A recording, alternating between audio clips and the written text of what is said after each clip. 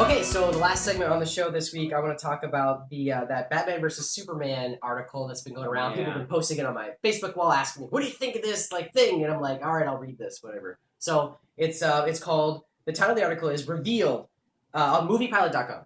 Yep. Revealed by Rick. By Rick. No last name, Rick. What did he do? Ben Affleck's Batman is the biggest plot twist since Darth Vader as Anakin Skywalker. Yeah. Bold claim. Bold claim.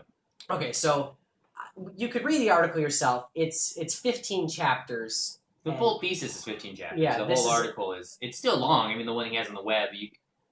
Let's just kind of. Yeah. Okay, so let's give you the main. There's two big main points I think that he made in this, and one is that this is a continuation from the Nolan universe, and he's basing that almost purely based on the fact that Christopher Nolan is a executive producer. Yeah, that's which he was also for Man of Steel, but that doesn't mean that Man of Steel has anything to do with the Dark Knight movies. Which I guess kind of breaks it down from there.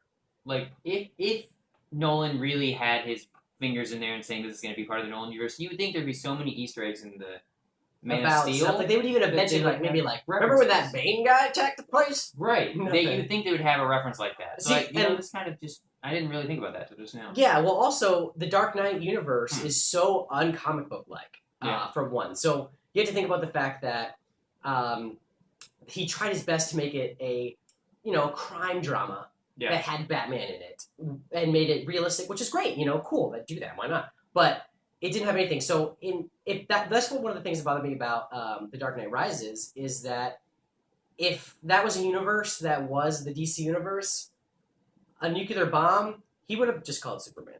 Yeah. And picked up the bomb, throw it away, and punched fucking Bane in his stupid face. Yep. He wouldn't have. It would have been done. And so the fact that it had to be Batman to deal with that meant that there's no Superman that existed. And sure, you could say, well, then maybe Christopher Nolan's universe was a prequel to Man of Steel. Man of Steel showed up later, and then he wasn't Superman yet. And you'd want to follow this guy's train of thought, right? Yeah. So you're like, okay, sure, I guess, but this new universe is so... There's Robins in there, there's Oracles, you've got Joker, you've got Harley.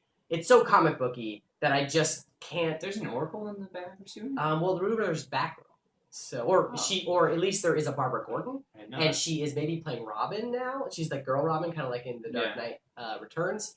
And then she might get shot and killed. I think I think I said this before on the show, but a cold open for Suicide Squad would be the Killing Joke. Would be awesome. Like if they just did that, and then that's why you see Batman like banging on the you see those things with Batman on top of the Joker car, because like if he's chasing, he's just so pissed. Right? That could be cool. If they did that for Suicide Squad, that movie would be so good. So back to Batman vs. Superman, this theory, though. Okay, the big theory is that Ben Affleck, the guy who's going to direct and is in 3 more Batman movies now, because DC's putting all their money behind him, is not Bruce Wayne. He's Slade Wilson as the Batman, which we said has happened in the comic books. He references it. This guy has a lot of references. I'm not saying that there wasn't a lot of work done. It's not unfounded. And it's not unfounded. But it just doesn't make sense for a multi-billion-dollar movie. Oh, yeah. And they're spending $450 million alone on Batman vs. Superman. So just the fact that they're going to do that, they're not going to make it the barrier to entry so low for people to understand the source material. They'll be like, wait, what? He's not Bruce Wayne? I don't get it. Like, right. Regular people are going to come in saying, no, Bruce Wayne is Batman, period. Yeah, they were like, who's the Slade Wilson? Now, however, Chris, if Oliver Queen showed up, I would accept all of this. If Batman was Oliver Queen. And our friend Steven showed up. Well, Stephen Amell. Yeah. That's our friend. And so our friend Steven showed up, and he was like shooting Superman with kryptonite arrows because he's like, Slade Wilson is now, but then he wouldn't, I don't know if he'd team up with Slade Wilson, he'd team up with Bruce Wayne. Wouldn't you lose your shit if, as we wrap this up, we still gotta go over, damn, but wouldn't you lose your shit if no one knew, and during the movie, that scene from Dark Knight Returns, it is Stephen Amell, and he shows up. Old man with one arm. That would be insane. Oh my gosh! I don't know what I would do. I would like just get up on my chair and just I would walk out. I would be like, I can't anymore. I can't. And it'd be so good. I don't know what I would do. All right, so fanboying all aside. So then the second theory. So that's already the reason why that for me doesn't work is because of just the idea that this is for the mass populace. Yeah. If it was a cartoon movie. Sure, like an animated or a comic book series, like an issue, the series where you're just like, oh, new Batman vs. Superman series? That sounds interesting. Slade Wilson, interesting. Like an Elseworld. Yeah, exactly. Or, if they just were like, here's a one-off story that really interesting in writing and some good, awesome writer. Great, awesome. But I just don't see it as a movie. Nice. The second thing is that Jason Gordon-Levitt's character from The Dark Knight Rises, how he's connecting it again to the Dark Knight trilogy, is he's the Joker, and they changed actors because they kind of look the same, but also because they didn't want to give it away.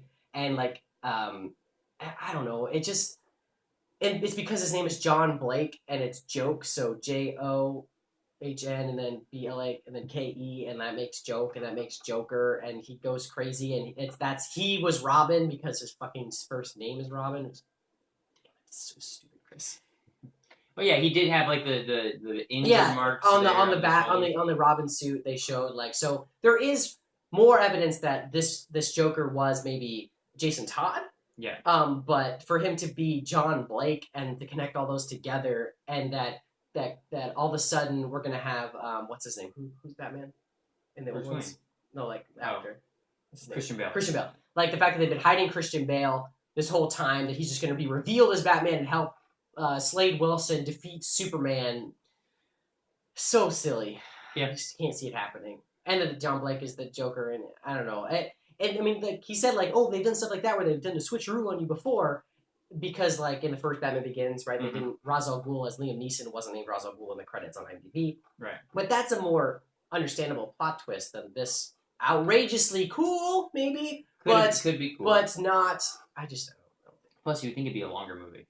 To have to establish all there's of these so things. much. I mean, there's already so much to establish in this movie. They got Wonder Woman coming in. Yeah. So yeah, well, I mean, what do you guys think? What do you guys? I noticed the Spice Girls cup for your tea. What do you guys think about it? It is a theory out there. Go ahead and read it, enjoy it, and let us know in the comments. And yeah, comment below and let us know. But otherwise, I mean, that's the show. Comment Chat with Cat 37. If you guys like this, make sure you go and check back our catalog of all of our other stuff. We do some Let's Plays. We do some stuff. Last week we reviewed the new Justice League of Society? Legion of Superheroes. Legion of Superheroes.